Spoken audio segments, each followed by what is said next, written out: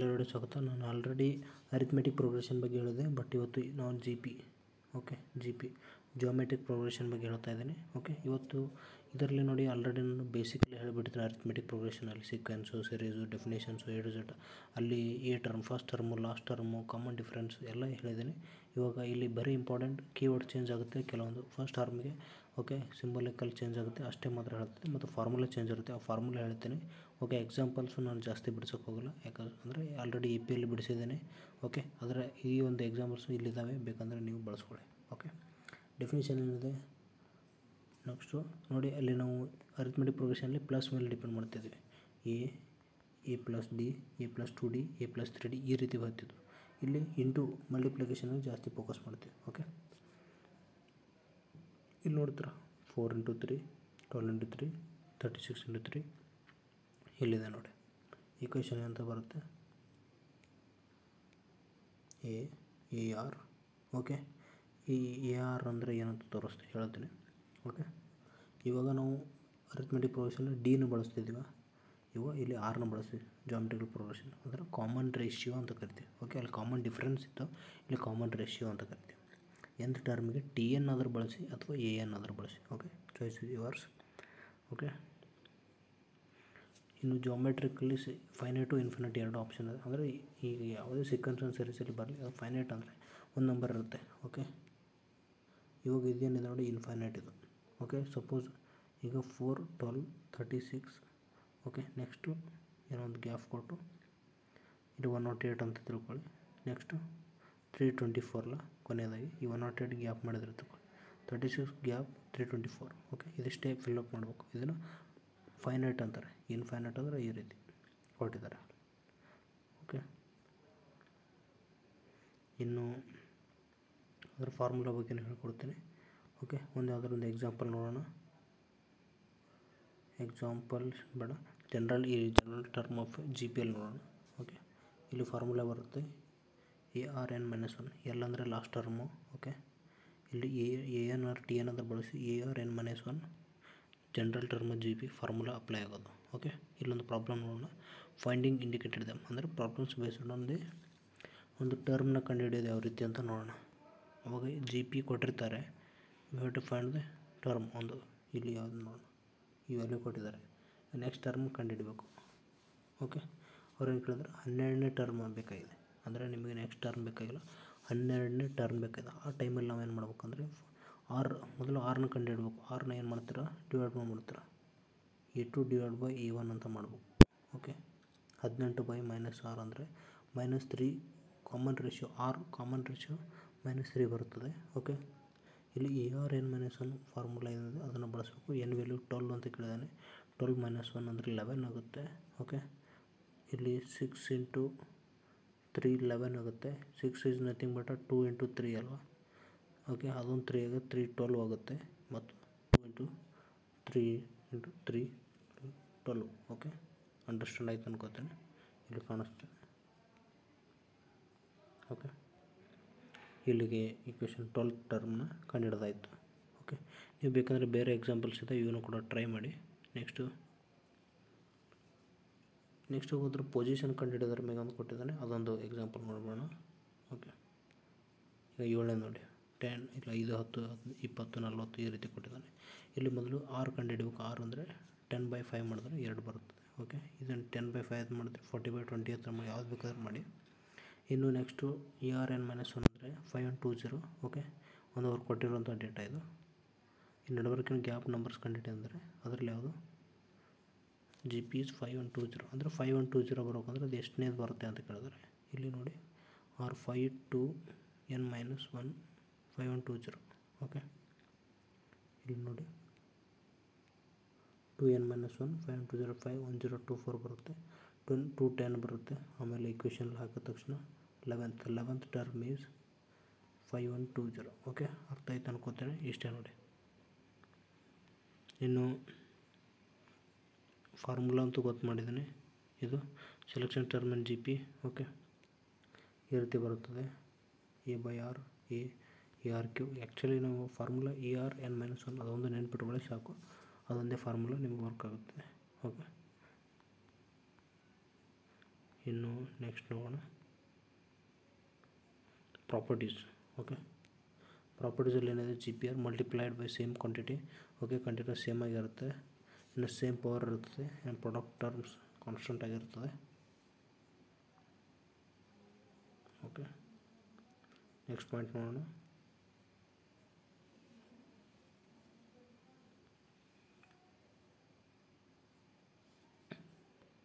Next example ಬೇಡ. Okay, ಈಗ next ಹೋಗೋಣ. ಓಕೆ, ಇದು ಜಿ ಪಿ ಇಲ್ಲಿಗೆ ಮುಕ್ತಾಯ ಆಗುತ್ತದೆ. ಓಕೆ, ಇದು ಆ್ಯಕ್ಚುಲಿ ಇಲ್ಲೆಲ್ಲ ಕವರ್ ಮಾಡಿದ್ದೀನಿ. ಓಕೆ, ಪ್ರಾಪರ್ಟೀಸ್ ಇನ್ಕೊಂಡು ಬಟ್ ಇನ್ನೊಂದು ಟಾಪಿಕ್ ಬರುತ್ತದೆ, ಇದು ನೆಕ್ಸ್ಟ್ ಮುಗಿದ ತಕ್ಷಣ ಜಿ ಪಿಯಲ್ಲಿ ಬರ್ತದೆ. The sum of first n terms of G P. Okay, ಇಲ್ಲಿ ಫಾರ್ಮುಲಾ ಬೇರೆ ಬರ್ತದೆ. S N A 1 minus R N ಬರ್ತದೆ, 1 ಮೈನಸ್ ಆರ್ ಬರ್ತದೆ. ಓಕೆ, ಈ ಫಾರ್ಮುಲಾ ನೆನಪಿಟ್ಕೊಳ್ಳಿ. ಇದು ಅಥವಾ ಇದು ಎರಡರಲ್ಲಿ ಒಂದು, ಎರಡು ಫಾರ್ಮುಲಾಗಳು ಅಪ್ಲೈ ಮಾಡಿದ್ರೆ ನಿಮಗೆ ಸಿಗ್ತದೆ. ಇದರ ಮೇಲೆ ಹಲವಾರು ಪ್ರಾಬ್ಲಮ್ಸ್ ಇದೆ, ನೀವು ಟ್ರೈ ಮಾಡಿ. ಓಕೆ, ನಾನು ಆಲ್ರೆಡಿ ಹೇಳಿದ್ದೀನಿ, ಅದಕ್ಕಾಗಿ ಹೇಳ್ತಾ ಇದ್ದೀನಿ. ಸಪೋಸ್ ನಿಮಗೆ ಡಿಫಿಕಲ್ಟೀಸ್ ಇದ್ದರೆ ಕಮೆಂಟ್ ಮೂಲಕ ತಿಳಿಸಿ, ನಾನು ಮತ್ತೆ ಒಂದು ಯಾವುದಾದ್ರು ಪ್ರಾಬ್ಲಮ್ ತೆಗೆದುಕೊಂಡು ಮಾಡಿ ತೋರಿಸ್ತೀನಿ ನಿಮಗೆ. ಓಕೆ, ಒಂದು ಫೈನೈಟ್ ಮತ್ತು ಇನ್ಫೈನೈಟ್ ಇಲ್ಲಿ ಕೂಡ ಸೇಮ್ ಪ್ರೊಸೀಜರ್ ಬರುತ್ತೆ.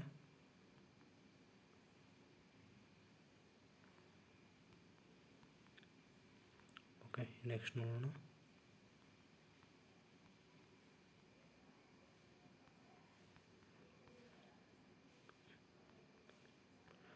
I think we are completing G P. ಇಲ್ಲಿ ನೋಡಿದೆ geometric mean and it's relation with arithmetic mean. Okay, ಇಲ್ಲಿ ಆ್ಯಕ್ಚುಲಿ ಒಂದು ಸಿಲೆಬಸ್ ನೋಡಿದ್ರೆ ನಿಮಗೆ ಗೊತ್ತಾಗುತ್ತೆ, ನಾನು ಅದನ್ನು ತೋರಿಸಿ ಹೇಳ್ತೀನಿ.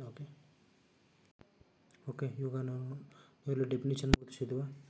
Next the meaning of specified terms. A P G P ಮುಗಿದೆ, ಎಚ್ ಪಿ ಮುಗಿದಿಲ್ಲ, ಎಚ್ ಪಿ ನಾನು ಮುಗಿಸ್ಕೊಡ್ತೀನಿ. ಓಕೆ, ಇವಾಗ ಮೊದಲು ಎ ಪಿ ಜಿ ಪಿ ಇದೆ. ಓಕೆ, ನೆಕ್ಸ್ಟ್ ಬರೋದು the sum of terms. Okay, sum of nth terms. ಇಲ್ಲಿ ಎ ಪಿ ಅಂದರೆ A plus N minus 1 D ಇದೆ. ಓಕೆ, ಇನ್ನು ಜಿ ಪಿ ಅಂದರೆ ಎ 1 ಮೈನಸ್ ಆರ್ ಎನ್ ಇದೆ, 1 ಮೈನಸ್ ಆರ್. ಓಕೆ, ಏನಿದೆ R N minus 1 ಕೂಡ ಎರಡು ಇಕ್ವೇಷನ್ ಬರ್ತವೆ. ಓಕೆ, ಅಲ್ಲಿ ಆರ್ ವ್ಯಾಲ್ಯೂ ಗ್ರೇಟರ್ ಮತ್ತು ಲೆಸರ್ ಮೇಲೆ ಡಿಪೆಂಡ್ ಆಗಿರುತ್ತೆ. Next the relation between A M G M and H M ಇದೆ. ಓಕೆ, ಈಗ ನಾನು A M G M relation ಬಗ್ಗೆ ಮಾತಾಡ್ತಾಯಿದ್ದೀನಿ. ಓಕೆ, ನಾವು ಈ ಚಾಪ್ಟರ್ನ ಕೊನೆಯ ಹಂತದಲ್ಲಿದ್ದೇವೆ. ಓಕೆ, ಇನ್ನು ಹಾರ್ಮೋನಿಕ್ ಮೀನ್ ಒಂದು ಡಿಸ್ಕಸ್ ಮಾಡಿಲ್ಲ, ಅದನ್ನು ಕೂಡ ಮುಂದೆ ಮಾಡ್ತೇನೆ. ಓಕೆ, ಈಗ A M G M H M ಬಗ್ಗೆ ಇದೆ, ಅದರಲ್ಲಿ ಎ ಎಮ್ ಜಿ ಎಮ್ ಬಗ್ಗೆ ಡಿಸ್ಕಸ್ ಮಾಡೋಣ. ಓಕೆ, ಇಲ್ಲಿ ನೋಡ್ತಾ ಇದ್ದೀರಾ ರಿಲೇಷನ್ ಏನಿದೆ. ಮೊದಲು ಜಾಮೆಟ್ರಿಕ್ ಮೀನ್ ಅಂದರೆ ಇಲ್ಲಿ ನಿಮಗೆ ಹೇಳಿದ್ದೇನೆ, A by B, B by A, ಈ ರೀತಿ ಬರ್ತದೆ. ಓಕೆ, ಇನ್ನು ಜಾಮೆಟ್ರಿ ಡೆಫಿನಿಷನ್ ಗೊತ್ತಿದೆ ನಿಮಗೂ. Next inserting N G Ms between two positive numbers. Okay, G1 G2 G3 ಈ ಥರ. ಅಂದರೆ ಜಾಮೆಟ್ರಿಕ್ ಮೀನ್ ಅಂದರೆ ಜಿ ಅಂತ ಬಳಸಿದೆ ಅಷ್ಟೇ, ನೀವು ಯಾವ ಬೇಕಾದ್ರೆ ಬಳಸ್ಬೋದು. ಕಾಮನ್ ರೇಷೋ ಆರ್ ಅಂತ ಬಳಸ್ತಾರೆ. ಓಕೆ, ಇದು ನಾನು ನಿಮಗೆ ಹೇಳಿದ್ದೇನೆ. ನೆಕ್ಸ್ಟ್ ನಾನು ಒಂದು ಯಾವುದಾದ್ರು ಎಕ್ಸಾಂಪಲ್ ತೆಗೆದುಕೊಂಡ್ರೆ ಗೊತ್ತಾಗುತ್ತೆ. ಓಕೆ, ಇಲ್ಲಿದೆ ಇನ್ಸರ್ಟ್ 4 ಜಿ ಎಮ್ಸ್, 4 ಜಿಯೋಮೆಟ್ರಿಕ್ ಮೀನ್ನ 3 ಮತ್ತು 96 ನಡುವೆ ಸೇರಿಸಿ ಅಂತ ಹೇಳಿದ್ದಾರೆ. G1 G2 G3 G4 and 96 R G P. Okay, ಇಲ್ಲಿ 3 ಇದೆ, 96 ಇದೆ. ಇದ್ರ ನಡಬರ್ಕು 4 ನಾವು ಏನಿಲ್ಲಿ G1 G2 G4 ಬಳಸಿದವಲ್ಲ ಅವನ್ನ ಹಾಕಿದ್ದೀವಿ. ಓಕೆ, 96 ಏನಾಗುತ್ತೆ, 6ನೇ ಟರ್ಮ್ ಆಗುತ್ತೆ. ಓಕೆ, ಇವಾಗ ಎ ಆರ್ ಮೈನಸ್ ಎನ್ ಇದೆ, ಅಲ್ಲಿ ಏನು 6 ಮೈನಸ್ 1 ಆಗುತ್ತೆ, ಆವಾಗ 3 ಆರ್ 5 ಅಂತ ಇರುತ್ತೆ. ಓಕೆ, 32 R5 ಅಂದರೆ 2/5 ಇರುತ್ತೆ. ಆರ್ ವ್ಯಾಲ್ಯೂ ಏನಾಗಿರುತ್ತೆ, 2 ಇರುತ್ತೆ. ಓಕೆ, ಆ್ಯಂಡ್ ಇದನ್ನು ಮಾಡಿದ್ರೆ ನಮಗೆ 48 ದೊರಕುತ್ತೆ. ಓಕೆ, ಈ ಒಂದು ಇಕ್ವೇಷನ್ ನೀವು ಕ್ಲಿಯರಾಗಿ ಮೆನ್ಷನ್ ಇಲ್ಲಿ ಕ್ಯಾಲ್ಕುಲೇಷನ್ ಎಲ್ಲ ಮಾಡಿದರೆ, ಹಾಗಾಗಿ ನಾನು ಜಾಸ್ತಿ ಎಕ್ಸ್ಪ್ಲೇನ್ ಮಾಡೋಕ್ಕೆ ಹೋಗ್ತಾಯಿಲ್ಲ. ಓಕೆ,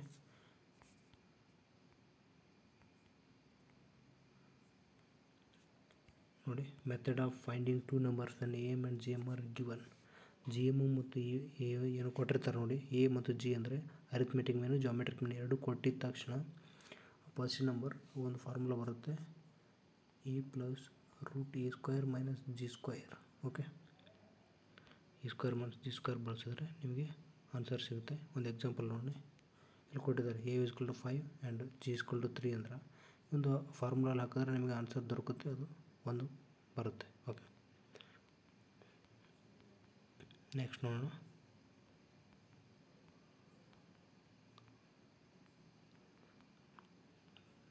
ನೆಕ್ಸ್ಟ್ ಪ್ರಾಬ್ಲಮ್ಸ್ ಅದರ ಮೇಲೆ ಬೇಸ್ ಮೇಲೆ ಕೊಟ್ಟಿದ್ದಾರೆ, ನೀವು ಕೂಡ ಟ್ರೈ ಮಾಡಿ. ಓಕೆ, ಇಲ್ಲಿ ಸೊಲ್ಯೂಷನ್ ಕೂಡ ಇದೆ, ಅದನ್ನು ಬೇಕಾದ್ರೆ ಬಳಸ್ಕೊಳ್ಳಿ. ಇನ್ನು ಸಮ್ಮರಿ ಈ ಚಾಪ್ಟ್ರಲ್ಲಿ ನಾವು ಏನೇನು ಕಲ್ತೀವಿ. ಓಕೆ, ನಾನು ಎಚ್ ಪಿ ಆಮೇಲೆ ಹೇಳ್ತೀನಿ. ಇದಕ್ಕಿಂತ ಮುಂಚೆ A P G P clear ಆಗಿದೆ ಅನ್ಕೋತೀನಿ.